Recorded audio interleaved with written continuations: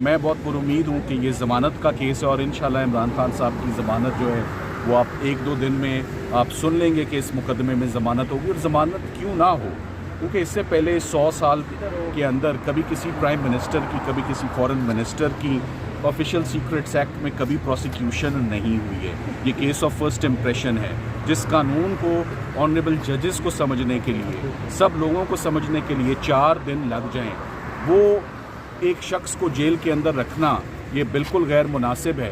ये ट्रायल के मामलात हैं कि एविडेंस रिकॉर्ड होने के बाद देखा जाए कि उन्होंने कोई ऐसा कदम उठाया है जो कि नेशनल सिक्योरिटी के ख़िलाफ़ हो। पूरे इतने घंटों के दलाइल में हमने नहीं सुना कि फॉरेन पावर कौन सी है जो डिस्टर्ब हुई है या जो नाराज़ हुई है, या कौन सा नेशनल सिक्योरिटी का इशू है जो कॉम्प्रोमाइज़ हुआ है, या इमरान खान साहब ने ऑफिशियल सीक्रेट का जो निज़ाम है साइफर सिक्योरिटी का वो कैसे कॉम्प्रोमाइज़ हुआ है। ऑफिशियल सीक्रेट्स एक्ट का बिल्कुल जो है वो एप्लीकेशन वो होली आउट ऑफ प्लेस है। इसके अंदर मिनिस्ट्री ऑफ फॉरेन अफेयर्स मुद्दई ही नहीं है। 1 साल की ताकीद के बाद ये पर्चा रजिस्टर होता है। 4 मुल्ज़िम बताए जाते हैं, 4 में से 2 को निकाल दिया जाए, जब बीच में से असद उमर साहब को निकाल दिया जाता है, आज़म खान से बयान ले लिया जाता है, तो केस के हालात उसी वक्त मशकूक हो जाते हैं और ज़मानत का केस बन जाता है।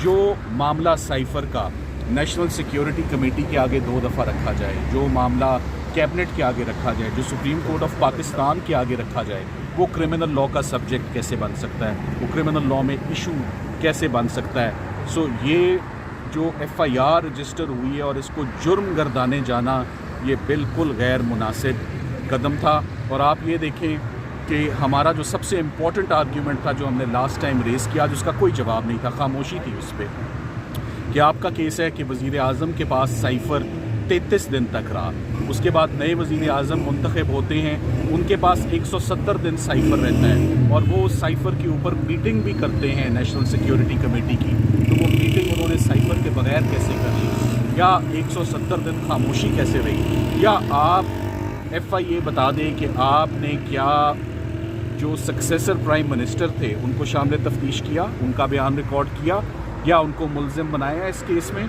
जवाब है नहीं, खामोशी। तो ये तमाम के तमाम इंडिकेटर्स हैं कि इस केस में बहुत ज़्यादा भाम है, कोई एक एस्पेक्ट भी डिस्टर्बिंग नहीं रहा, कोई इसमें मुल्क को नुकसान नहीं हुआ, इसमें बल्कि मुल्क का फ़ायदा ही होता है कि आप किसी दूसरे मुल्क को रोकें कि हमारे अंदरूनी मामलात में मदाखलत ना करें।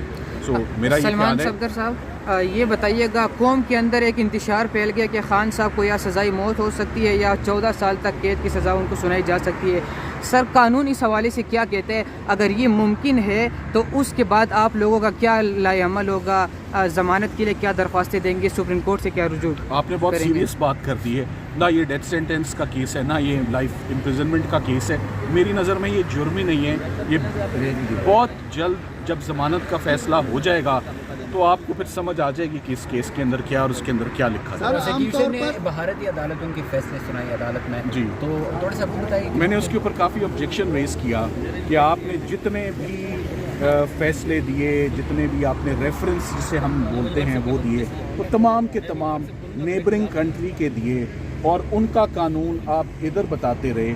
ये बिल्कुल गैर मुनासिब था। हम कभी कभी तस्करा करते हैं, किसी एक आधे केस का हम जिक्र कर देते हैं, ना कि ये कि हमारे पास 10 केस हैं और 10 के 10 हम जो हैं वो नेबरिंग कंट्री का वो प्रेसिडेंट या उनका केस लॉ इस्तेमाल करें, ये इसकी इजाज़त भी नहीं होती। और ये तमाम जो फैसले पढ़ भी रहे थे वो आर्म्ड फोर्सेस की प्रोसिक्यूशन थी। कोई मिसाइल की टेक्नोलॉजी जो है वो शेयर कर ली जाए, तो अगर तो ये केस होता सरकार का कि इमरान खान साहब ने दुश्मन मुल्क के साथ पाकिस्तान के सीक्रेट्स शेयर कर दिए, कोई कहूटा का सीक्रेट शेयर कर दिया।